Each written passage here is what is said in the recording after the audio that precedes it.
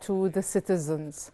Let me at the outset congratulate the Egyptians for the new year 2024, and we pray Allah to be a blessed year for Egypt and all Egyptians. I would like also to seize the opportunity to congratulate the Copts for the feast, and I wish that this year would be a very good year for Egypt and for all Arab and Muslim nations. We have seen and we are following up everything taking place in the Egyptian community and the public opinion and all the points raised about the government and its performance. Over the previous days, we were considering some of the criticism and remarks made by the citizens regarding the raise of the prices of some commodities and services. Let me seize the opportunity to talk to the Egyptian citizen and explain to him in details what's going on, so that all those would be aware of what is done by the state right now to support the Egyptian citizen. I would like to get back to the point when we started our economic reform program in its first phase in 2015-2016. All economic experts, and I will talk about economy today, all economists said that the reform of any economy starts with rationalizing expenditure so that the state would reduce its expenditure and reduce the losses it incurs, as this would lead to increasing the debts of the state. And when we started our economic reform program at that time, we were focusing on rationalizing subsidy, and we mean here by the rationalization of subsidy, securing that when the state intervenes to provide subsidy, it provides it to those who really deserve it, and the most favorable communities and the low-income segments of the community. That's why the state at that time started a program to rationalize the petroleum subsidy, and we developed a program for restructuring the electricity tariff and gas tariff as well, with the purpose that the state for each one of these services would have what we can call reciprocal and mutual subsidy in every sector, so that the electricity sector, for example, won't make the state incur any additional financial costs, but within the same sector, some segments and brackets would incur these on part of other brackets in the community. And this program was successful up till the year 2021.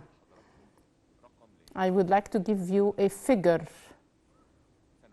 In 2021, we did not have subsidy for petroleum products except for the gasoline cylinders, and all the petroleum products were covering each other. Petroleum, mazot, diesel, they were all covering each other's expenses and prices. That's why the only subsidy that was provided was for the gasoline cylinder, and it was for 18 million Egyptian pounds. And let us please remember these figures. So this item was as such. In 2022, we started in the same period in 2018 another program to reduce the subsidy and the losses incurred by the electricity sector in the total electricity bill. And in a conference, the Minister of Electricity in 2020 said that we developed a plan to finalize the subsidy for electricity by 2023-2024. And he said with one condition, that the US dollar would be at the exchange rate of 16 Egyptian pounds. And he developed a plan, and this plan was published in the official gazette with the increases annually up till 2024-2025 in the electricity bill. What happened? It was that the state as the whole world faced economic crises unwitnessed before by the whole world over the past 50 or 60 years. It started with the pandemic, COVID-19, and then with the Russian-Ukrainian war, as well as the world inflation crisis that raised the commodities prices and pressurized the Egyptian economy, and of course led to this exchange rate difference. As you know, that the official exchange rate of the US dollar now is 31 Egyptian pounds. What was the burden shouldered by the state because of that? Amidst this crisis, each state selected a path.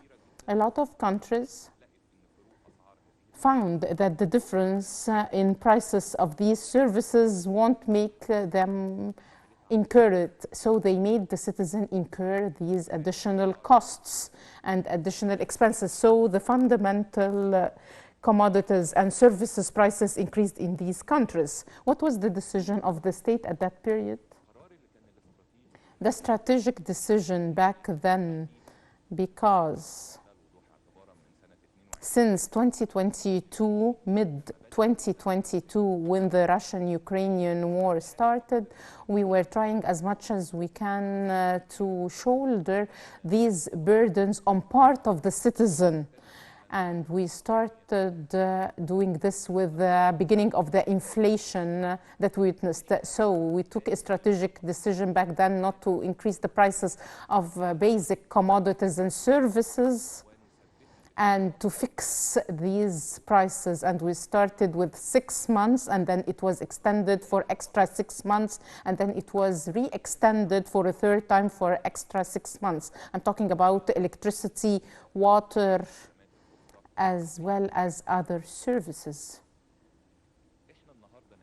As a result of this decision that the state took for the interest of the Egyptian citizen, we were aware that there is an inflation bill that appeared in a lot of other commodities. So we made a decision as a state to incur as much as we can these burdens on behalf of the citizen. And this led to the fact that the provisions and allocations of subsidies have increased. And I will give you here a number of figures for 5 strategic commodities and services that the state is incurring its additional cost. And here, when I talk about the state, I'm talking about all state institutions, because by the end of the day, these are the funds of the Egyptians. And we want to well manage these funds and use them for the right purposes for the current generations and the coming ones. Today, I start with the bread. We, as Egypt, every day, since morning up till we leave our houses to our jobs, thousands of bakers produce 250 million loaves of bread on a daily basis, from dawn or before dawn until we leave our homes to our work. When we multiply them by 365 days, then we are talking about 100 billion loaves of bread annually. Up till 2021, the cost and the subsidy allocated by the state for the bread was about 50 billion Egyptian pounds, or a little bit less than 50 billion. Today, because we did not raise the price of bread, the cost of the bread is now 91 billion Egyptian pounds. Secondly, in 2021, we have phased out the subsidy of petroleum products and the diesel. What is going on right now? To know all figures as citizens, Egypt is consuming annually 18 billion liters of diesel. Right now, every liter of diesel consumed by a citizen is subsidized by 5 Egyptian pounds. So here we're talking about 90 billion Egyptian pounds as a subsidy from the state. So 91 billion for bread, 90 billion for diesel. Also, for the supply bill and the subsidy is 36 billion Egyptian pounds for the supply. For the gasoline cylinders, to give you figures, Egypt is consuming annually 280 million cylinders. 280 million cylinders. The actual cost of the cylinder is 200 Egyptian pounds, and it is subsidized by 75. So we're talking about 35 billion additional pounds. The last item is electricity. The Minister of Electricity in that press conference 3 years ago, he said that by this year it was supposed to phase out the subsidy for electricity, and he developed a plan for the electricity prices, considering that the dollar exchange rate would be 16 Egyptian pounds. What does the dollar have to do with it? Because the fuel that operates all our electricity power stations are bought by dollars, in dollars.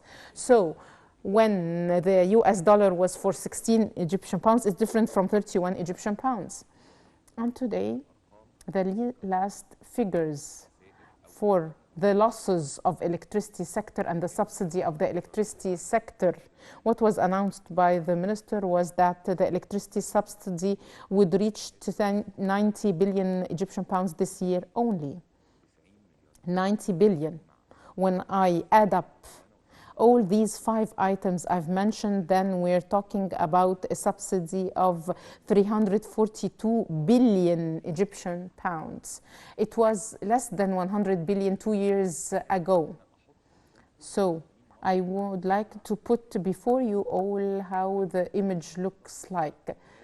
And these are the funds of the Egyptians, the Egyptian people. So now these 342 billion pounds, because this is a very big volume, so we have to take a debt, and this is added to the deficit in our budget. We have another challenge. 2 years ago, we used to take the interest rate for this debt at less than 10% interest rate, but now the interest rate reached 25%. So every pound we are indebted with, we pay 25% as an interest rate for it. So now we as a state that manages the economy cannot go on doing so. Accordingly, we have incurred in the past this, and we took all procedures to postpone any increases, taking into consideration the conditions. But we said that the last postponement would be by the end of 2023, and then by the beginning of 2024 we will start to decide how we are going to take all these procedures, because it is impossible for a state or a state budget to sustain this increase in debts and this big gap that is increasing because of this subsidy that was one of our supports in our economic reform program to rationalize this subsidy. That's why I will talk about electricity in particular. Every citizen pays the electricity bill according to kilowatt per hour. With the recent increases in the cost because of the exchange rate and the expenses, the cost of the kilowatt per hour is 177 piastres. This is the actual cost. In the past, this figure was much less. Accordingly, our objective was increasing the cost of the electricity bill for rich people while subsidizing low-income segments. But now with the increase in cost, all brackets and all segments now pay less than the actual tariff and the actual cost. When we came to increase, I asked the Minister of Electricity to develop scenarios. We do not want to get back to the problem we had before. So we asked the Ministry of Electricity to develop a scenario. So once more, they have put this scenario, how to overcome the crisis. They did a bit strong, firm scenario to solve the problem in 2 years by reducing the subsidy. And the other alternative was to keep this problem to be dealt with over 5 years in order to reduce the burden shouldered by the citizens. I will explain to you the different brackets. I said that the cost now is 177 piastres per kilowatt per hour. And he who consumes from 0 to 50 kilowatt per hour before the increase at the beginning of this was for 48 piastres. I have increased it to be 58 piastres. What about the next bracket from 50 to 100? He used to pay 58 piastres and now he pays 68 piastres, the second, third bracket, up till 200.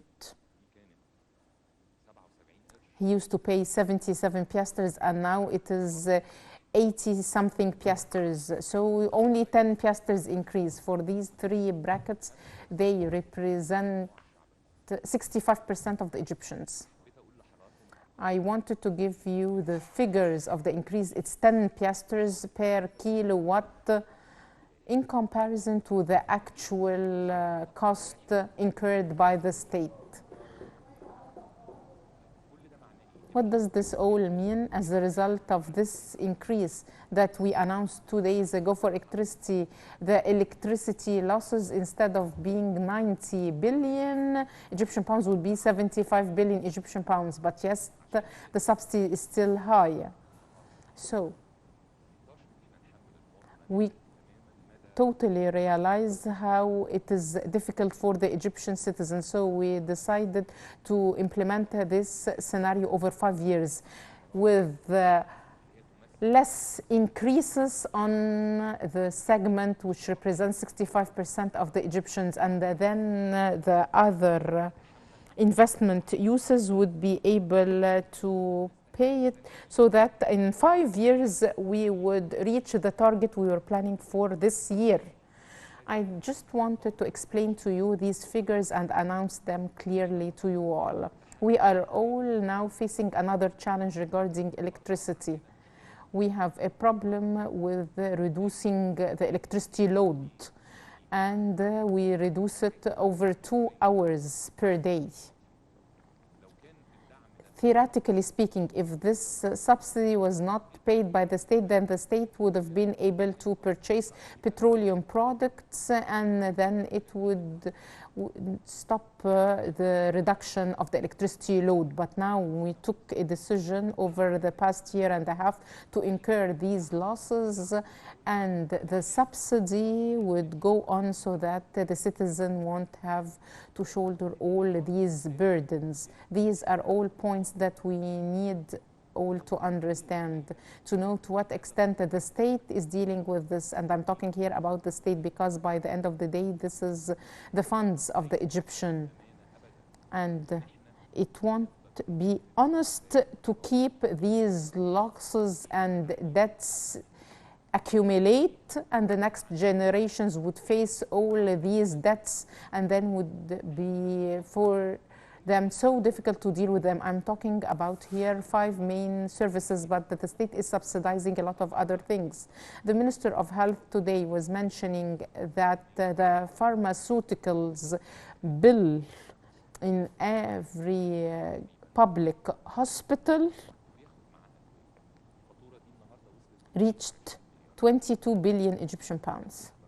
I'm just giving you an example, in addition, of course, to the subsidy of water, fertilizers, child formula, as well as other things. The state realizes how things are difficult, and of course we understand to what extent the citizen now is bearing all these burdens. That's why the state is trying as much as we can to reduce this burden. Let's talk also about another point that economists and citizens should understand regarding other services like transportation, for example. The state, when it constructs a mega project like the subway, the railways, the state is incurring the investment cost of these projects, and this investment cost might reach billions of pounds.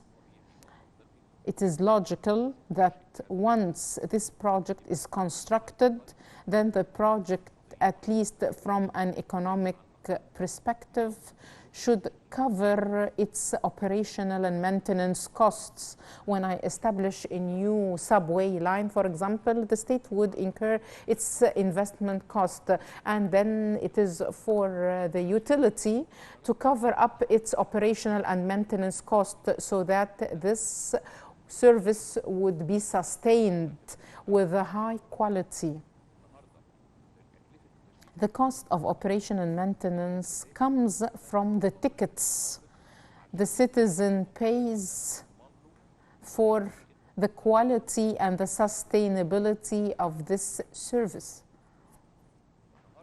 So, when we have to increase the price of the railway tickets or the subway tickets, we are doing so to secure that would be able to cover the operational and maintenance costs. What would the increases made lead to? Would they be able to cover up this increase in operational maintenance cost? Of course not, because we have not done any increases over the previous 2 years to reduce the burden on the Egyptian citizen. So I think that all economists understand this. To secure the efficiency and the sustainability of a specific service, it needs to cover its operational and maintenance cost at least. I will give you an example.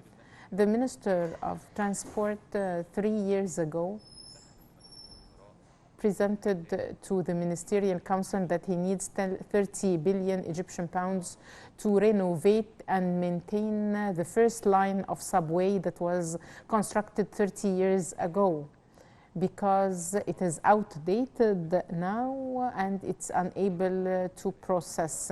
And the state incurred 30 billion Egyptian pounds just to operate and maintain this first old line.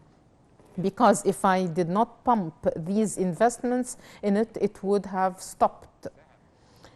And if the price of the ticket was covering the operation and maintenance cost, then the state wouldn't have incurred this additional burden, and I could have used this amount for other projects. I wanted to explain to you how the state is working and how these increases in prices is not to reduce the subsidy. It's rather that the subsidy has increased greatly over the 1 year and a half through the bread, electricity supply. So I've jumped from less than 100 billion to 342 billion Egyptian pound subsidy in only 2 years. The state has incurred all that. And the citizens now are asking, of course, what is our vision for the future? And how would we overcome this economic crisis? And we listen, of course, to all experts and discussions. Let me here cover an important point, because the citizen will ask, of course, we are going to bear with you this increase in prices to reduce this gap. The objective of the government now is to reduce the subsidy gap. I'm trying just to fix it or keep it as is. But getting back to the Egyptian economy, the state with the economic reform, any economist would say that the economy is assessed through 3 indicators. and this is known in the literature of economy, and I will explain it to the citizen. Any economy, to be a healthy, sound economy, is measured by 3 indicators: inflation, growth, and unemployment. The less the unemployment rate, the better the economy. The less the inflation rate, the better the economy. The more the growth rate, the better the economy. The Egyptian economy, with the economic reform up till 2021, has achieved this equation: the highest growth rate, the least inflation, and the least unemployment rate. So the state performance up till 2021 was achieving all these targets. What happened after 2021? Once more, the economic crisis, the Russian-Ukrainian war, and all the events that we are witnessing in the world and in the region led to this, that the inflation has increased highly and the growth rate is less, but thanks God, the state is capable up till now to have a low unemployment rate. Once more,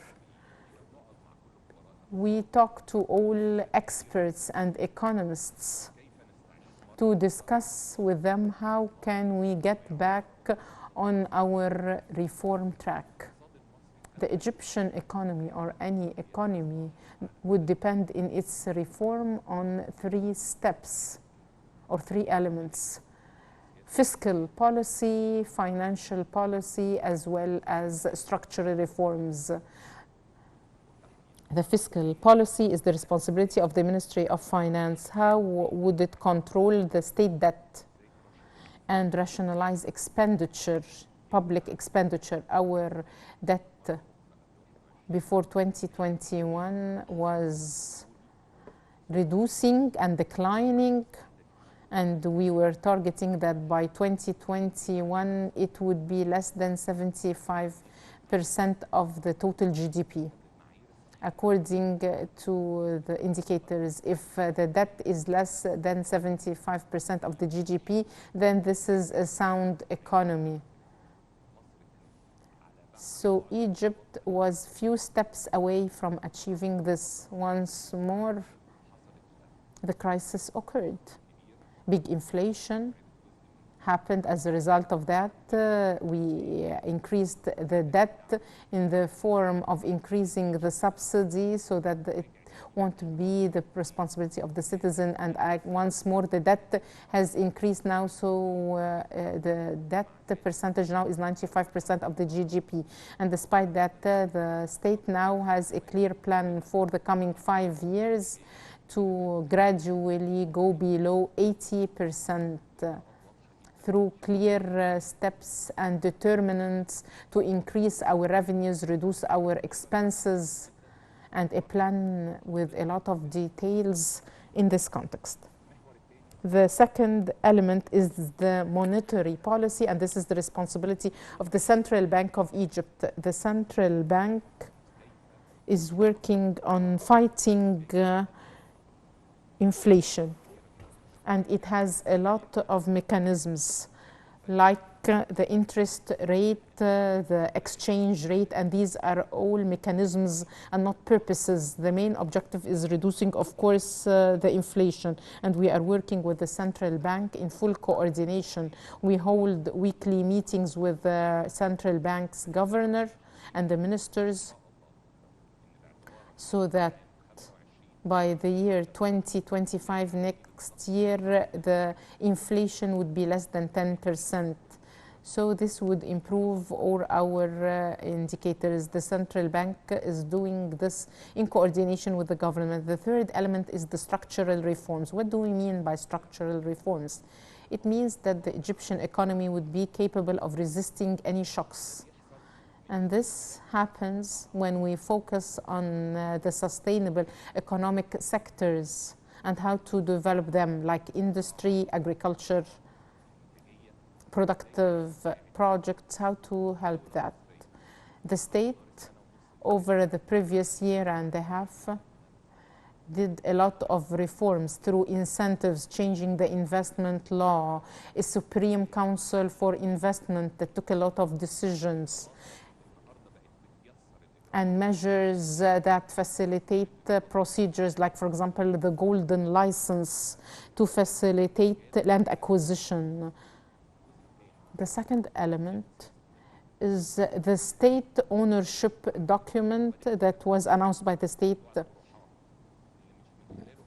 And by this, we are not selling the state assets, but I'm bringing the private sector to be a partner for better management and for better revenues. So this would be for the interest of the state. And our objective in cooperating with the private sector is to increase their contribution to the Egyptian economy so that the private investment would be more than 65% of the state investments over the coming 5 years. This is the real reform that we're working on. We fully realize that to overcome this crisis, we have part of the year 2024 and 2025 to recover and get back to how things were in 2021. I want to wrap up by one remark. Egypt is a big state. The population is 105 million, in addition to 9 million guests. So we are talking about a big country that has 115 population. Each citizen has the right to commodities, services, products, job opportunities, quality life. For quality life, I would like to give you a figure. By the beginning of this week, we were delivering the contracts for some housing units to some low-income youth. We reached 1 million housing units for Egyptians with a cost of 400 billion pounds. More than 50% of them are subsidized to support the citizens who receive these units. This is a very important project, in addition to 300,000 alternative housing units for unsafe places, and this cost was incurred by the state fully. The state did all these programs for the low-income citizens. So, getting back to our main point, we have a big challenge that we need all as Egyptians to realize. If you want to solve the problem of electricity, then we need to realize that the demand on electricity increases every year, because every year new 2 million citizens are added to our population. The bill increases, the demand increases, and the state is trying to keep up with this. It faces this additional 2 million citizens. That's why, as the president said, we are all on the same boat. So we will face this crisis together and get out of it. And as I told you, the plan is there on a short term so that we can go on back to our growth rates for the coming 5 or 6 years with specific targets. The other important thing is that the citizen should realize that what we are doing today by increasing partially the prices of some services and commodities is just an attempt to reduce the financial burdens incurred by the state, because if we go on with this path, this would be unhealthy for the Egyptian economy. And on a short term, these difficulties might all face us harshly. So I wanted to tell you all this information, and once more, many happy returns, and may this year be a blessed, happy year for Egypt and the Egyptians. Thank you.